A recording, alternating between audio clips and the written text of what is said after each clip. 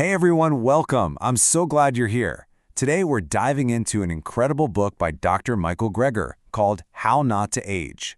We're going to explore all the amazing science of longevity, but we're going to look at it from a slightly different angle. The idea that our life is this precious gift and that we're called to be good stewards of it in body and in spirit. So let's jump in and see how we can turn this science into a true act of faithful stewardship. I just love this quote from Dr. Greger. It completely shifts your perspective, right? It takes aging from this thing that just happens to us into something we can actually influence. The truth is, a lot of what we call aging is really just preventable damage. And this explainer is all about how we can start to address that. So first things first, let's get our mindset right. Why does stewarding our health really matter from a faith perspective? Well, it's about so much more than just our own personal well-being.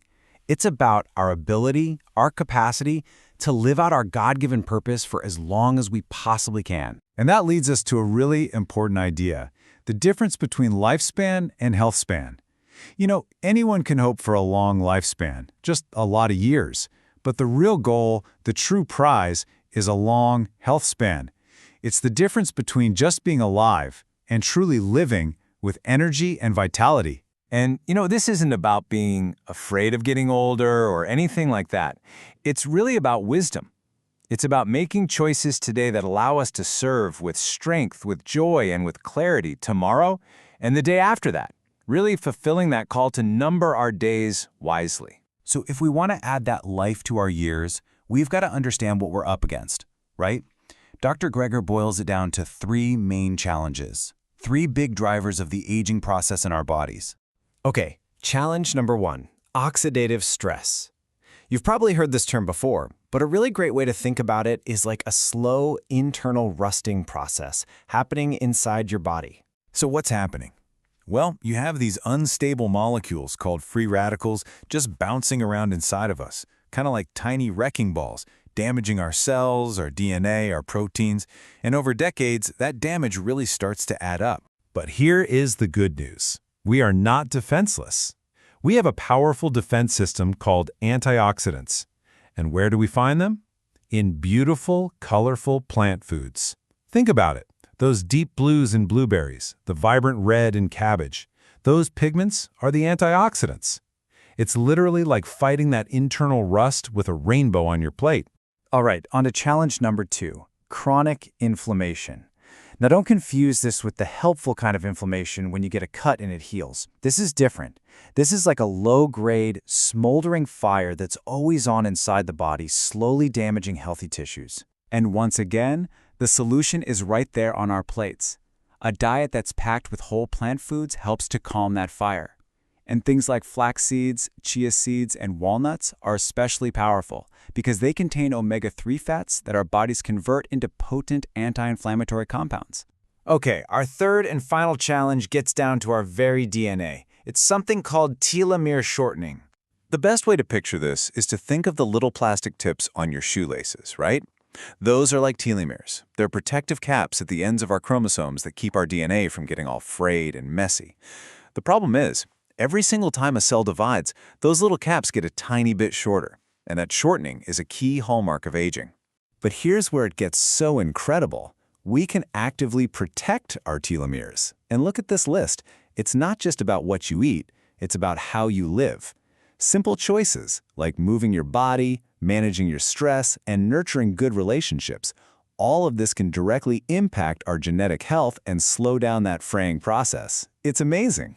Okay, so we've talked about the problems. Now let's flip the script and talk about the solutions. Dr. Greger pulls together decades of research into a really clear, actionable framework for building a strong foundation for a long and healthy life. He calls them the 5 pillars for healthy aging.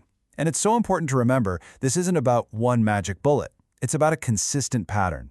So first, fueling our bodies with whole, real foods, mostly from plants. Second, finding joyful ways to move every single day.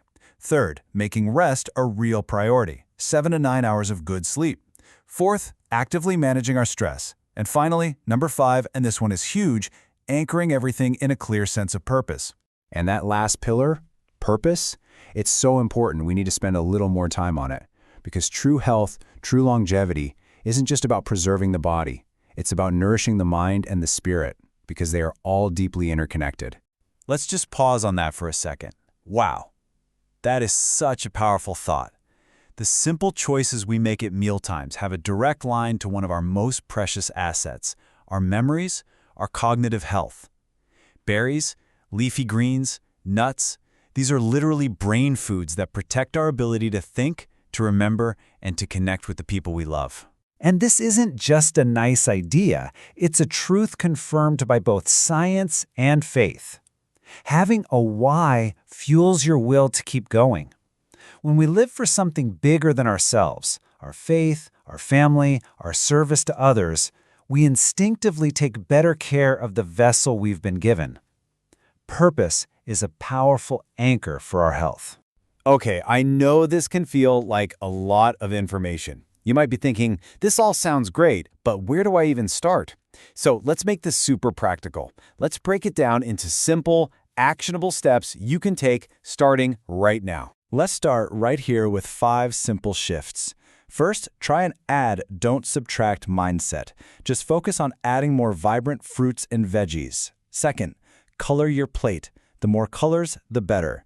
Third, find a movement that feels like play, not a chore. Fourth, guard your nights. Make sleep a non-negotiable priority. And finally, live outwardly. Stay engaged, stay needed, and stay in service to others. Ultimately, this is what it's all about.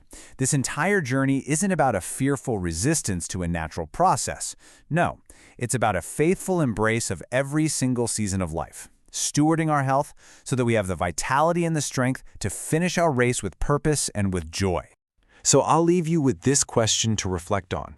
What is one small, daily habit you could begin this month? Not just to live longer, but to live better, so you can continue to serve and love with all the energy and clarity you've been blessed with.